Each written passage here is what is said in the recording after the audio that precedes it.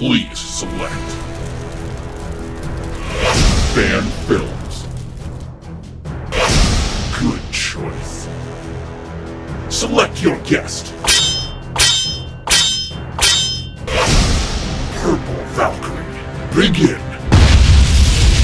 Good afternoon. Great to see you. Thank you for having me. I heard that you have not delved into fan films on YouTube. You haven't delved into the whole thing, maybe a few here and there, but there's a whole world out there. There is, yeah, absolutely. I had no idea just how broad a spectrum it was. So I'm fascinated to kind of really kind of get a deep dive and show what people can do.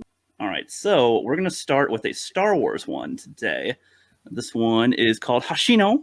I assume that's how you pronounce it. Is by Stephen Vitale, or Stephen Vitale. They have 19K subscribers. This was posted in 2016. It's got 4 million views. Wow. It's about 7 minutes long. It's got almost 10,000 comments. Holy shoot. All right. Wow. All right. So this one is popular. Let us see what we got here. Looking forward to it. Heck yeah.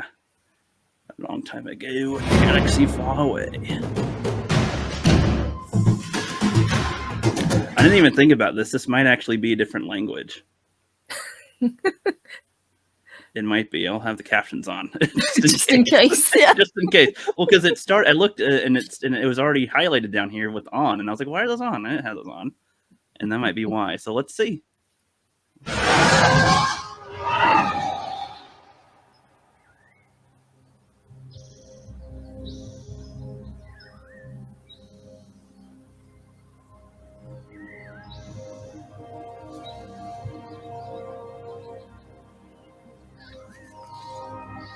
That's a great opening shot. Yeah. And the TIE fighters look pretty real. They did, yeah. The sound was great. Oh, shit. She's going to construct her lightsaber. I assume.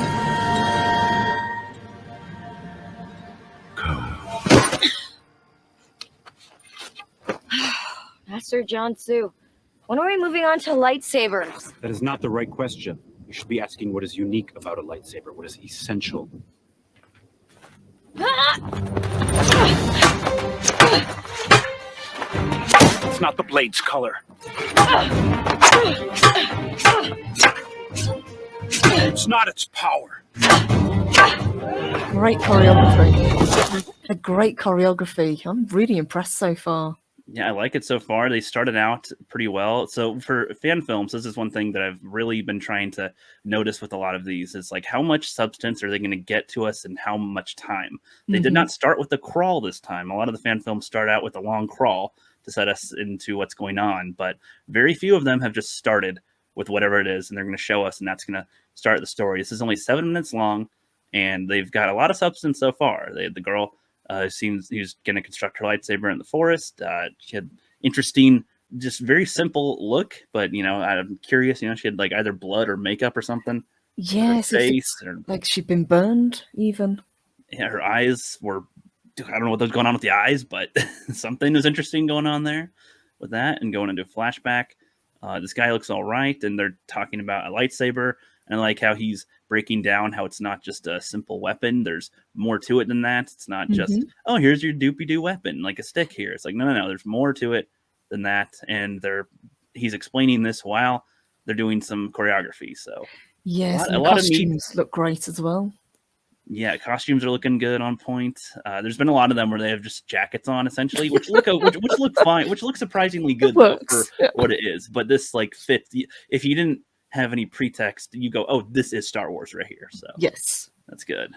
And yeah, so there's already a lot of meat, and we're only a minute and a half into a 7-minute one. So very good start. And they're showing our protagonist so far, the girl here, stumble on the way. So already a good starting point. No. The most important thing about a lightsaber is that it's a sword that can be turned off. It doesn't have to be. A sword at all. I get it. But we can still train. If it's a choice, let me choose. Soon. The force is in that stick as much as it's in this. Ko, you have to remember this. This is light, but it has weight. That's a good line. That is a good line. It's light, but it has weight. It's a sword, but it doesn't have to be activated. This is a lot of good stuff. I don't know if this is pulled from any Star Wars lore at all, but I like it. I like it too, and I really like the dynamic between these two, the master and the apprentice. Yeah, it's like I don't even know their names yet or anything, and it's like there's already a lot of character developed. I mean, she's the angsty teen. I mean, I feel like that's easy enough to get these days Yes, with stuff. desperate to And prove herself. she wants to get up faster. I feel like that's always the thing with youngsters. We always want to like get there faster than anybody, and so it's like, I get it. I want to do this and all that, and he's like, no. Like I like how he has the presence, the prowess of experience rather than just beating her in a fight or whatever. Like his words, his stance is that he's not talking about how strong he is or anything. He's just using wise words and beat her in the thing. That's a very good way. I also love their location right here. It looks great, doesn't it? I would be curious to see where this is filmed because it looks awesome. Yeah, most of these haven't like listed where they film a lot of their locations, unfortunately. But maybe they have it in the comments. It's not a desert, so I'll take it. Yeah, I know, right? Well, it started in the forest, and I was like, oh, that's like a nice, a little We're not forest. on And then Tatooine. got the little frustrated face. Okay. This guy almost looks like an Obi-Wan type. He does, doesn't he? Yeah, he's got that kind of Qui-Gon Jinn look about him. I'm just gonna go back to his face real quick. I don't know. He just looks like in episode 1 Obi-Wan, like maybe like 6 years later or something, like in between number 2 before he gets the longer beard. That's kind of how I see him right here. But yeah, it's a Qui-Gon-esque look. I don't know, just nice. If this was to be an Obi-Wan Kenobi thing, I would buy it. I would as well. Yeah, they both look like they fit in this universe, which is great. Yeah, and there's been nothing too Star Warsy about it so far. They showed the few TIE fighters, and then just them here, and that's to make that feel Star Wars is pretty impressive because usually you got to show a little bit more to get people to recognize. Oh yes, it's Star Wars-esque.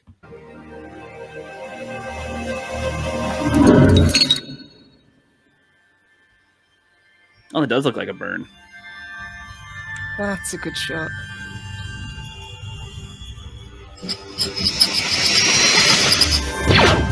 Nice little transition.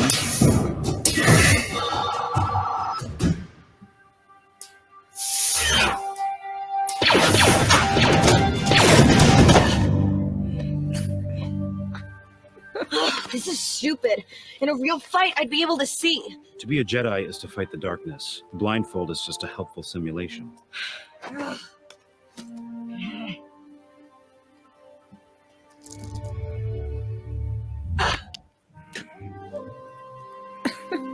That was funny.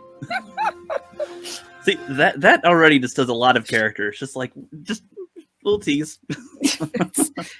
just to prove his points, yeah. That was good. Yeah, blindfold on or off. Hey, just telling you to be mindful. That's all. And I like that she does actually listen to him. She doesn't kind of storm off. She kind of calms back down, puts the blindfold back on, and clearly she's going to get back to work. Now that you mention it, it is so rare to see somebody like a student actually just listen to them. They always like get aggravated and have to go cool off. It's like, oh no, this is actually more measured. Thank you.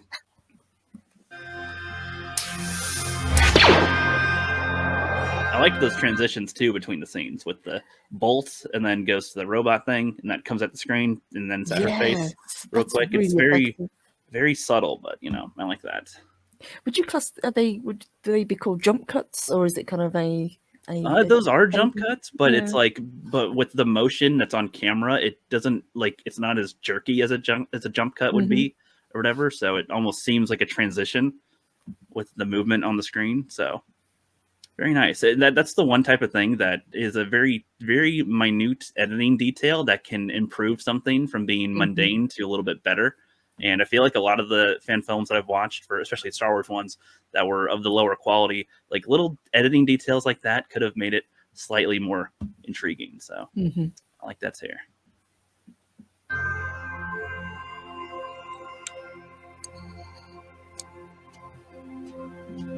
We are the guardians of peace in the galaxy. We defend and protect. We never attack.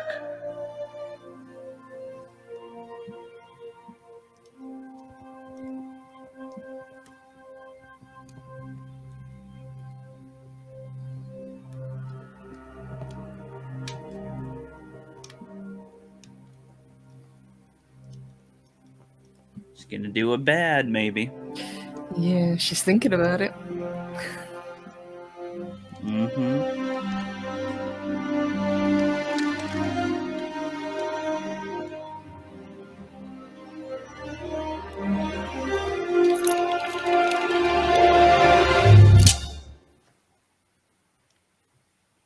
Just go shit.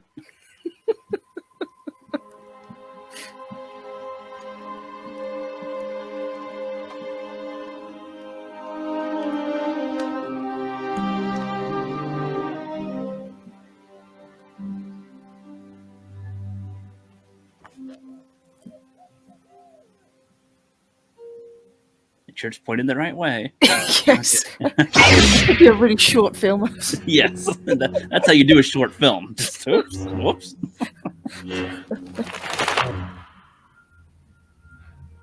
Uh-oh. Dear. I love the glow on that lightsaber. That looks great.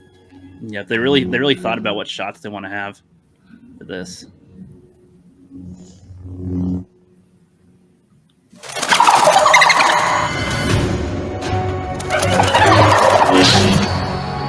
Those look a little odd, but the fact that they're only on screen for like a second makes it believable enough.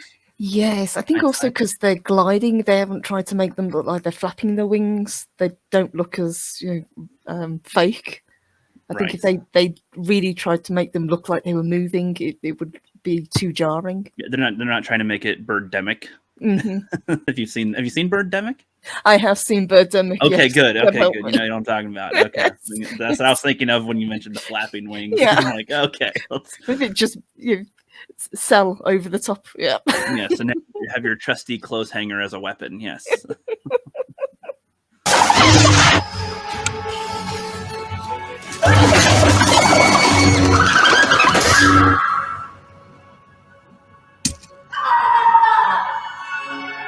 So real quick, that did make me think of like the what are the little xenomorph handy crawly things from Alien? What are Oh, those? the face huggers, yes. Face huggers. It made me think of flying face huggers when they showed a glimpse of the sucky face there. Like, oh, that'd be freaky, man. That would be horrible. Yeah. So they almost look like leeches, don't they? Now that you mention pretty it. much. I think they're the ones that were inside of the tongue worm thingy on Empire Strikes Back or whatever, that stuck on the ship. But yeah, I wonder if they sucked your face, I guess, with this. I don't know. Or they're probably just trying to be attracted to the light. Just hold out your lightsaber and just kill them all. Yes.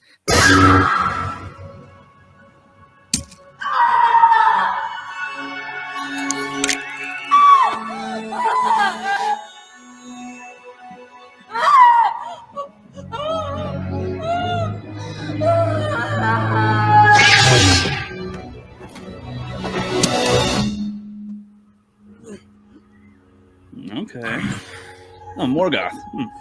Or a Gothmog or whatever. I have friends in orbit who probably heard you I coming. wonder what happened to that guy.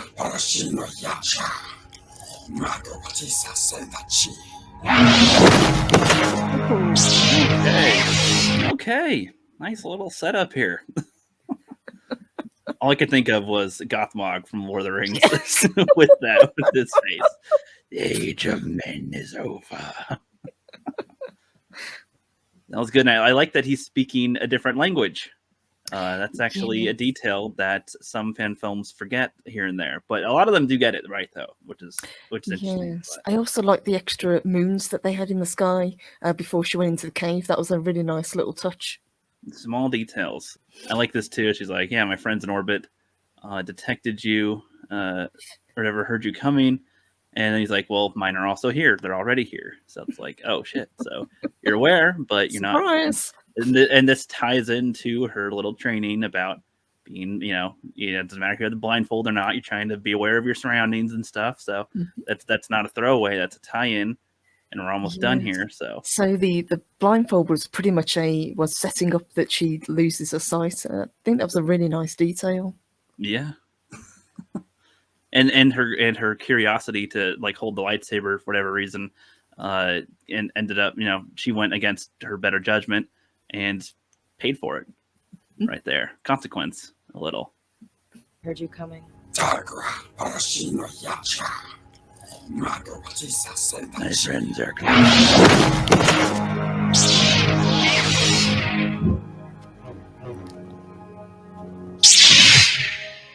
The ring rates. We are the guardians of peace in the galaxy.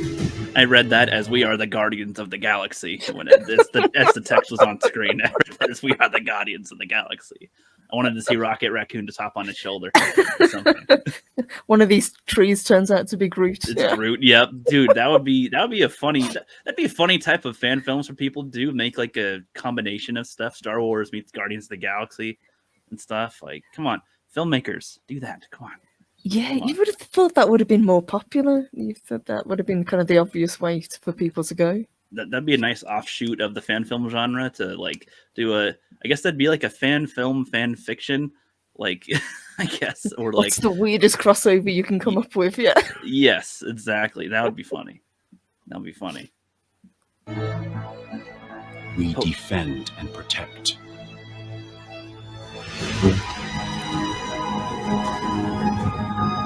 It's lucky that she just finished completing her lightsaber Yes. right yes. now. Good job there wasn't like a piece missing or something. Right. Oh crap, it's not working. No, hold on. Hold on.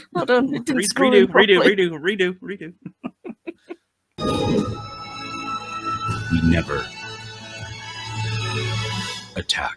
Oh, and that also explains the burn on her face. The lightsaber hit her in the face earlier. Yes. While Slightly. she was defending herself, And that's how she got blind. took a lightsaber to the face. I didn't even think about that. Wow. Okay, her eyes looked all funky because she's blind, and that's also why there's the burn there and all that. Wow. Okay. Obvious, but I didn't see that until just now. I think you pointed it out too, but I didn't like register that entirely. To be fair, it's a really bad idea to have the lightsaber so close to your face. Yeah, well, it makes you think they do that a lot in the sequel trilogy, man. They're always like right here. It's like, get that away from your face. Get my face. Yeah, that was a nice little. We never attack. Nice. There's so little in that, but so much compact meat in that. 7 minutes. That was Excellent. awesome. That's not even. That's under 6 minutes, really. Yes, we've got a couple of minutes of credits to roll, but I thought that was excellent. You know, really, really high quality. And you can see that even though she lost her sight, she still went on to become a master. Yeah, well, like she learned from it. She grew up a little bit. This we can't tell how long this has been. I have no idea when and where in the galaxy this takes place and whatever time zone. I don't care. I'm actually glad we don't have that detail, because what we saw was, this is how I think Star Wars would work really well, is if we don't even know, like, if it's pre-Empire, post-Empire, Sith Wars, what. I'd rather not know and then kind of see where the story takes us with that and see what happens. Yeah. I feel like that can make it more interesting. So we're not thinking in our head already of what should happen or what would be around. It's like, no. You can use the creativity of the universe. Something was probably happening somewhere at some point with stuff to happen. So Yes, show, don't tell. Absolutely. We don't have Yes. enough of that anymore. And to not like rely on what we know necessarily, because we didn't know anything about. I don't even know their name or anything. It's just they're showing us their character. I can see why this is so popular. I can see why it's got so many comments and views on it. That was excellent. And last time they posted was 5 months ago. Tom Cruise presidential campaign. I think their content has switched up a little since the making of this video. Okay, yes, they don't have that much on there, but they do have behind the scenes stuff a little bit with some of the effects and all that. That's cool. That's interesting. That's really good. Might check that out, because I do like the behind the scenes. I do like seeing how people do these effects with limited budgets. You know, what creativity can bring. Yeah, like what were they thinking when they're making it? I'm thinking this is what I've kind of discussed with a few people before on these fan film watches. Like, it's tough to, have our time to, okay, we're going to watch the thing and then watch behind the scenes. But like, we should reschedule another day and like watch them as well. Like watch the behind the scenes of the ones that we watched. Yes. If they have them, and we can like actually get our questions answered, I can splice together, what we were questioning, and if they have the answer, essentially. That would be cool. I love that idea. All right, awesome. Let's do that. So yeah, Stephen Vitali. You think that's how it's pronounced, Vitali? I would say Vitali. Yes. Okay. Yeah. Nice. Great job. Nice job. Just, you know, awesome locations. I could see that they probably had a storyboard of what type of shots they want, like her in the cave, her in the forest, them fighting together, the little dark Jedi trying to approach them. There was only a few instances where they used the Force throughout the thing, but it was done very well and you know, just very subtly too, and just the amount of character in it, like that we were saying throughout. Nice. Yeah, and those transitional shots that you were talking about worked incredibly well with the gears. I thought that was a great idea. Yeah, that's something like I'm learning about so much more when you're doing stuff. So, you know, in like the prequels and in the originals, how George Lucas has like the like traditional wipes and stuff. It's like those are fine, but if he could have utilized something on screen to move with it, then it would look like more of a clean wipe transition to it rather than a still frame and then it transitions. If like there's a character that's close to the screen walking across it or something and being revealed as a new background entirely, that's like a more interesting way to do that. Or so the camera tracks with them and then pans out and you've got a whole new environment. Yes, exactly. I actually learned a lot about that through watching Epic Rap Battles of History. Believe it or not, they do that incredibly well. Yes, one of their editors explains how they do a lot of their transition stuff. They'll have people in the background, and then the person will wipe their hand, and then they're gone, and you know they'll move something else in front, and then now they're there, and whatever. And it's like those are nice little techniques. But yeah, with that, we'll see you guys on the next one. Thank you.